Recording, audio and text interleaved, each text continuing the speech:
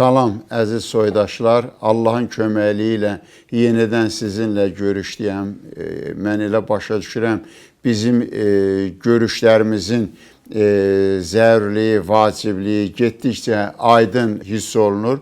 Çünki İran ətrafında baş verən proseslər kifayət qədər ciddi məcraya qədəm qoyub. Elə ABŞ-İran Cenevrə danışıqları son illərdə İran-ABŞ münasibətlərində və əvvəlki 2 raund, indiki 3-cü raund danışıqlarda da yeni keyfiyyət mərhələsinə gətirib çıxartdı. İranın Xariclər Nazirliyi hətta həftədə olsa danışıqları davam etdirməyə hazır olduğunu bildirdi.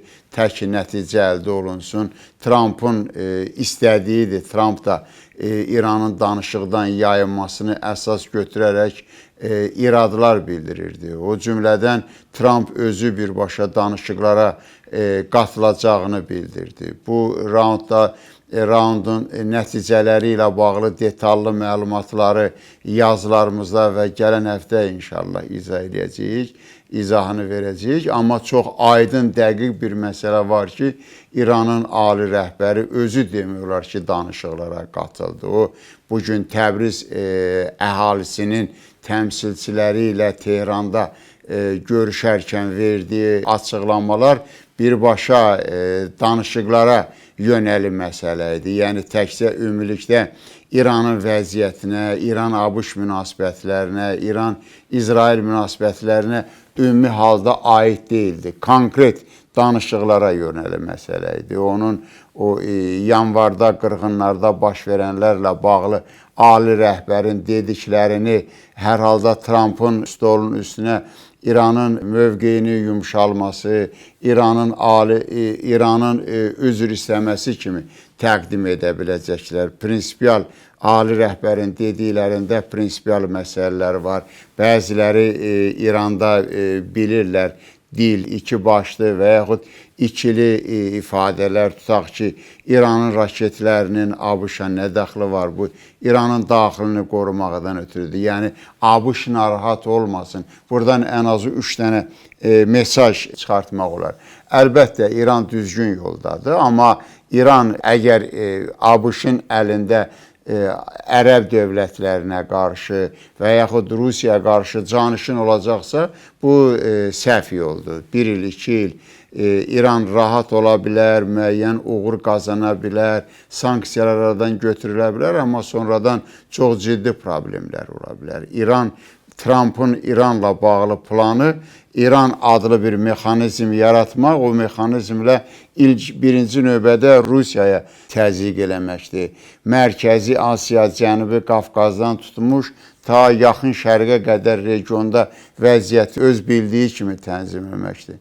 Trump tutaq ki, İranla bağlı kampaniya başlayanda elə başa düşürdü ki, ali rəhbəri işdən uzaqlaşdırmaqla hər şeyi həll edə biləcək. İndi fikirləşir ki, İranın gücünün azalması ərəblərdən 1000 dənə problem yarada bilər. Elə özü yaxınlarda o problemlərdən birinin üstünü açdı. Biz bəlkə də elə başa düşürük ki, BƏ ilə Birləşmiş Ərəb Əmirlikləri ilə Səudiyyə Ərəbistanı arasında, Yəmən ərazisində baş verən hərbi toqquşma bəlkə də oyun idi, bəlkə də ABŞ-ın hər ikisinə ABŞ-ın verdiyi tapşırıqdır. Amma indi Trump'ın danışığından belə başa düşülür ki, onların arasında, yəni BƏ Birləşmiş Ərəb Əmirlikləri ilə Səudiyyə Ərəbistanında olan fikir ayrılıqları sadəcə fikir ayrılığı deyil, kifayət qədər ciddi narazılıqdır. Hətta tənzimləməyə, vasitəçiyə ehtiyacı olan bir mövzudur. Eləcə də BƏ əgər güclənibsə, BƏ əgər Səudiyyə Ərəbistanına güc göstərirsə, dirsək göstərirsə, bu çox asanlıqla İrana da qarşı güc göstərə bilər. Xüsusilə arxasında əgər ABŞ-ı və yaxud İsraili hesab etsə. Yəni, İranın nöqteyi nəzərincə, əlbəttə İranda xəstə düşüncəli adamlar çoxdur, xəstə fikirlər, xəstə müstəvilər çoxdur.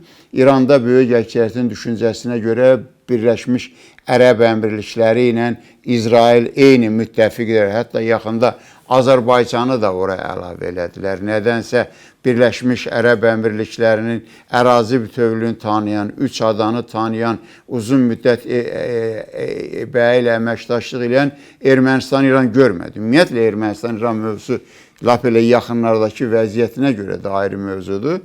Allah qismət eləsə onun haqqındadır. Elə çatdırsam bugün, çatdırmasam yaxında Allah qoysa o barədə də belə deyək, yəni danışacağıq. Yəni bəzən Azərbaycanı da o Birləşmiş Ərəb Əmirlikləri və İsrail belə deyək də qrupuna qoşurdular. Yəni fikir verirsinizsə İran ətrafında nə qədər problemlər var. İndi Trump qoşunlarını yığıb İranın ətrafına, İran da demiyorlar ki, ABŞ-ın qoşunlarına heç bir şey edə bilmir. Elə gözləyir ki, haçan ABŞ İrana atəş atsın, İran da qayıtsın, sonra ərəbləri, müsəlmanlara atəş atsın. Laf bəlkə də yeri gəlsə başqa addımlardan, ancaq hamısı müsəlmanlarla bağlıdır, ərəblərlə bağlı, daha çox ərəblərlə bağlı olan məsələdir.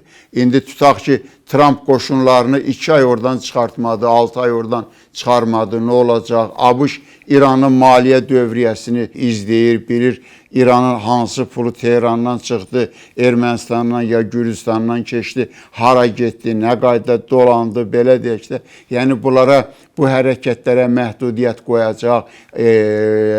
ABŞ qəflətən Gürcüstanla münasibətləri normallaşdıra bilər. Siz fikir vermişsinizsə, Rusiya və Belarusiyadan gələn silahlar Gürcüstan ərazisindən Ermənistan oradan İrana girirdi. Amma ABŞ Dövlət Departamentində Gürcüstan rəsmiləri ilə danışıqlar başlayan kimi artıq Gürcüstan öz ərazisindən icazə vermədi. Rusiya təyyarələri Xəzər dənizi üzərindən uçub İrana silahları çatdırdılar. Yəni kifayət qədər dəyişkən vəziyyətdə indi İran çox qeyzlə danışır, qəzəblə danışır, çox yüksək tonlu ritorikası var.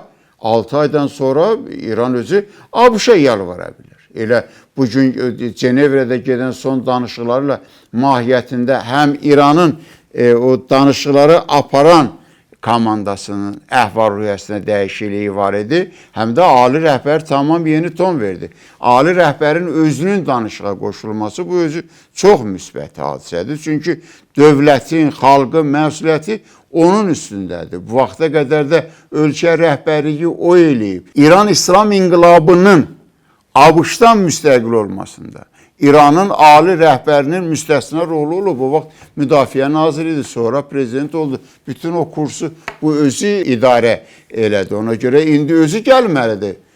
Yeri gəlsə stolun arxasında özü oturmalıdır və danışıqları da özü idarə etməlidir. İndi elə bu da yaxşı müstəvidir. O Tehranda oturub Cenevrədə də nümayəndə heyətləri. Lap birbaşa yeri gəlsə video bağlantı ilə özü danışıqlara da qoşula bilər.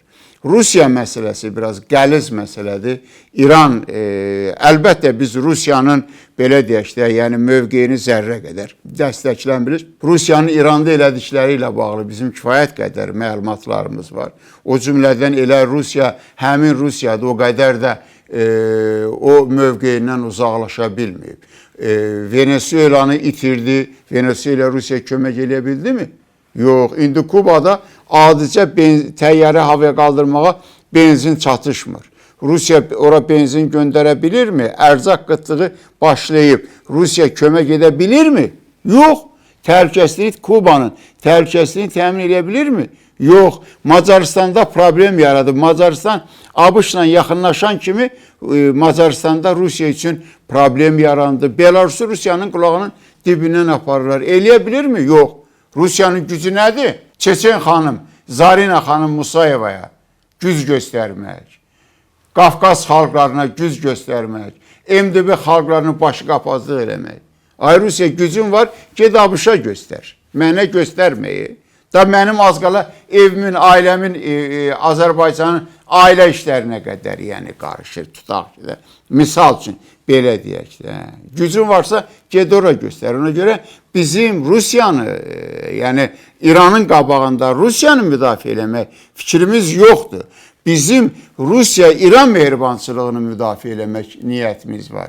Bizim sülhü müdafiə eləmək niyyətimiz var. Allah qoysa arzumuza da çatacağıq. Məqsədimiz də bu istiqamətdədir ki, harda Azərbaycan var, orada sakitlik olsun. Orada bir keçörək olsun. Orada sülh olsun. Orada inkişaf olsun. Orada davadalaş olmasın. Məqsədimiz budur. Ona görə Rusiya ilə bağlı İrana deyəndə ki, Rusiyanın əleyhinə getmə, hər şeyi ölç biç, bunu nəzərdə tuturuq biz. Biz İranın anti-Rusiya hərəkətlərini görürük. Bu barədə kifayət qədər deyirik, danışırıq, yazırıq da, Allah fürsət verəcək inşallah. Bundan da sonra nə o istiqamətdə hansı həqiqəti görsək, onu da deyəcəyik. Misal üçün, Gilan Eriles çox böyük qüvvədir. Gilan Eriles, tutaq ki, son mənim əlimdə olan, mənim anlayışıma görə 2 mərhələlidir. Moskvaya qədər görür. Amma o daha çox tutaq ki, gizləri görür. Yəni, tarixi, İranın o tarixən iddia elədiyi, tarixən özününki hesab elədiyi, torpaqlara qədər məsafəni daha görür. Daha aydın görür. Elektron, radyoelektron mübarizə apara bilir. Rusiya, İranın Gürcistan'da gördüyü işler. İran Gürcistan'da özünün Gürcistan'a girməyinin 410 illiyini təbliğ eləyir. Şah Abbas'ın dövründə. Eləcə də bir qrup Gürcünü Gürcistan'a aparmağı böyük proseslər olub. Georgi traktının səbəbkarı Gürcü xalqı üçün Şah Abbas'ın, Qacarların Gürcistan'a girməsi hesab olunur. Rusiya bununla öyünür. Deyir, mən səni İrandan qormuşam. İran imperiyası, yəni Osmanlı imperiyasının qarşılıqlı ədavətindən, qarşılıqlı təzyiqindən və yaxud da ayrı təzyiqindən qormuşam. İndi İran dünənə qədər Amerikanın regionda yuvası hesab olunan Gürcistan'da özünün Gürcistan'a girməsinin 410 illiyini qeyd eləyir. İran Gürcistan'a deyir, sen İsrail'in tərəfini tutma. Sen mənim, yəni İran'ın tərəfini tut. Böyük gücdür bu. Amma arxain olmamalıdır. İran'ın Asetya'da, Abxaziyada gördüyü işlər mənə çoxdan bəllidir. Yəni mətbuatdan bəllidir. Rəhmətli General Qasım Süleymanı Abxaziyada nə işlər görüb bəllidir. İndi də Abxazlar Rus vətəndaşlığından imtina edir. Paylama pasportu bizim ölkədə. Böyük problemdir. Bunu böyük ehtimalla böyük məsələdir. Bunu çox böyük ehtimalla İran təşkil edib. Əlbəttə, Rusiyada standart belə deyək, yəni yanaşma var. Deyəcəklər ki, yəni Türklər ilə və yaxud Azərbaycanlılar ilə. Rusların fikrincə Abxaziyada nə işlər varsa onu eləyən Türkiyədir və biraz da müəyyən qədər də Azərbaycandır. Yəni əslində ola bilər Türkiyə ilk əvvəllərdə müəyyən aktivliyi olub. Amma indi Türkiyənin qabağında Rusiya ilə əlaqəli o qədər problem var. Problemlərin böyük əksəriyyətini ABŞ qoyub, Avropa qoyub, Türkiyə, Rusiya istiqamətində olan problemlərin çoxluğundan boğulur. Türkiyəyə Rusiya istiqamətində əlavə problem lazım deyil. Türkiyənin böyük inkişaf yolu açılır. Yeni inkişaf yoludur. Yeni dünyadır. O dünyada Türkiyənin mövqeyi indikindən qat-qat artıq olacaq. O münasibətlərin içərisində Abxaziya kimi məsələlər çox balacadır. Rusiya ilə bağlı problemlər Türkiyənin o boyda inkişafında ciddi əngəl yarada bilər. Türkiyə bunları görür də, bilir də. Ona görə əgər Rusiya fikirləşirsə, özünün düşmənini ciddi belə tanımalıdır. Mən elə başa düşürəm, ermənilər özlərini Rusiyanın sahibi hesab edirlər. Qərbi də buna inandırıblar ki, sivil Rusiyanı yaradan, quran bizik və elə bu istiqamətdə də hərəkət edirlər. Yazıca gəlirsə, SSR dövründə SSR-in dağılması prosesi Qarabağdan başladı, ermənilərdən başladı. Teatr meydanında olan mitinglər yaşlı nəslin, xüsusən siyasətçilərin hamısının gözünün qabağındadır. İvan Berişinil idi Damoy. Götür SSR-nin 7-ci ordusu, yəni Sovet ordusu Baltikanı dövlətlərdən çıxma deyə birinci. Heç kəs qarışdırmasın mı? Sovet ordusunun birinci qovan ermənilərdir. Kim nə deyir desin, ermənilərə qarşı mənim münasibətim bəllidir. Yazılı da, şifahi də, hər şey 7-8 dildə bəllidir.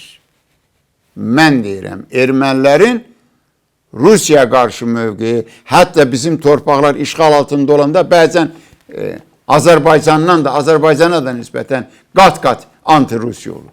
Faktdır. Erməni bunu anti-Rusiyasılığı da erməninin öndə olduğu vaxtlar olub. Amma erməni Rusu elə idarə eləyir.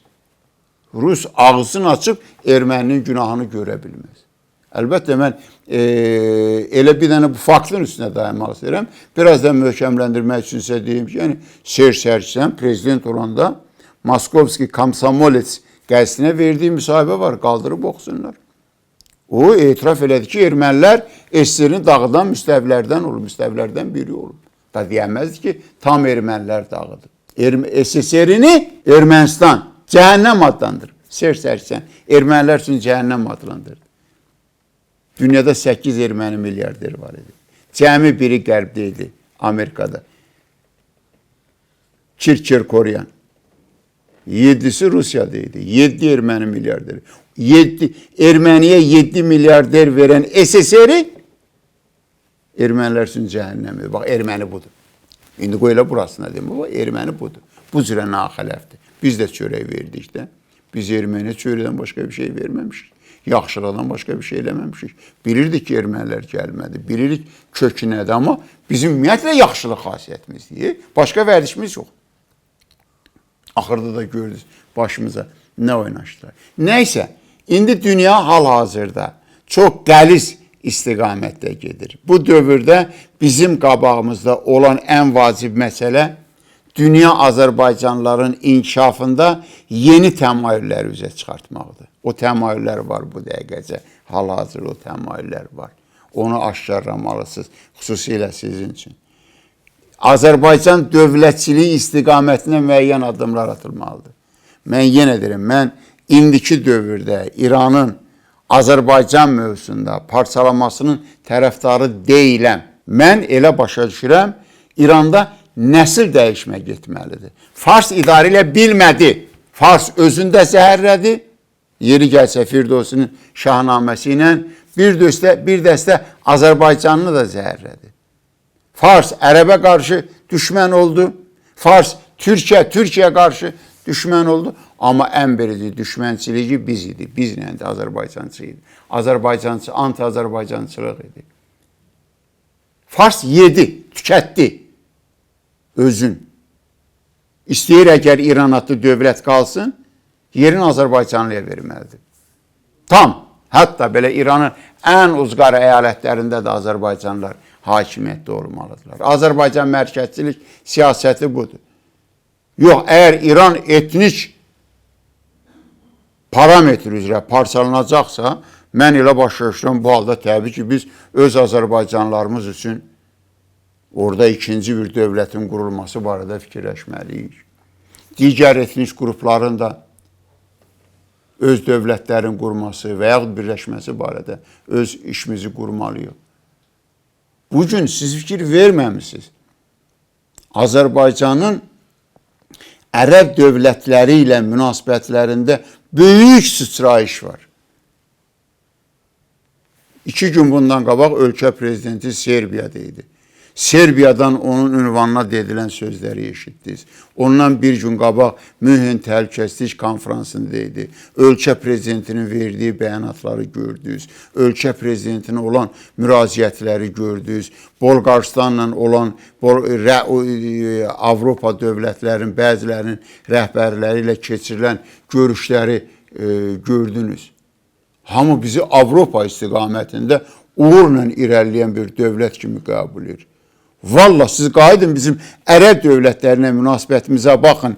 Birləşmiş Ərəb Əmirlikləri ilə münasibətimizə baxın. Siz bizim Qətərlə münasibətimizə baxın.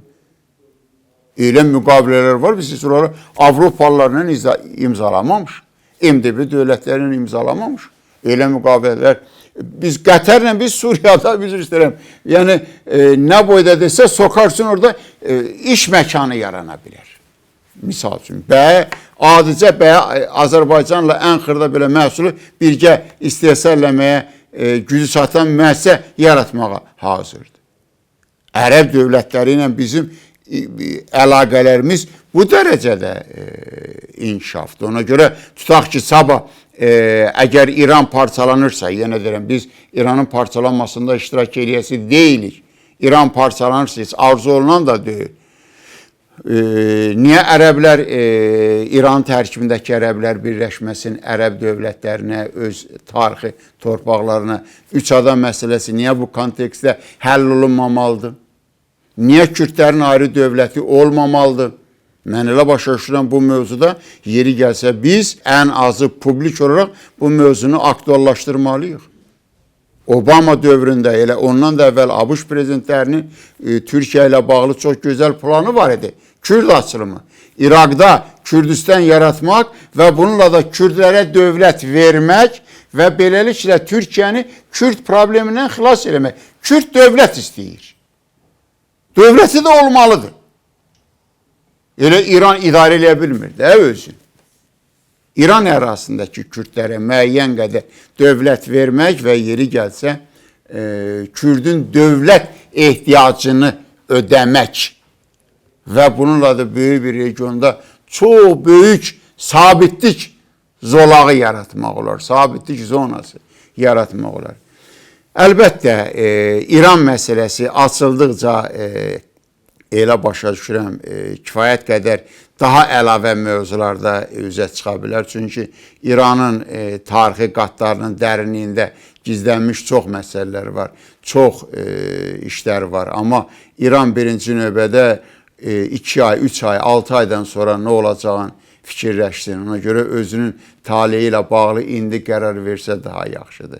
Mən elə başa düşürəm, İran özü üçün qonşu sərhəd dövlətlərdən ibarət bir zona yaratsa, qonşuluq münasibətlər sistemi qursa, neftini, qazını da onlara satsa, məhsullarını da onlardan alsa, bu daha uğurlu sxem ola bilər. Yoxsa əgər Trump ABŞ-ın vaxtı ilə ABŞ-ın başladığı İran İslam inqilabını axıra çatdırsa, İranın indiki rəhbəri üçün elə yaxşı şey vəd eləmir. Sağ olun, əziz soydaşlar, əziz tamaşaçılar. Allah fürsət verən olub, Allah fürsət verəndir və Allah həmişə də fürsət verən olacaq. Allah bizə də fürsət verəcək. Yenə gələn həftə sizinlə görüşəcəyik inşallah.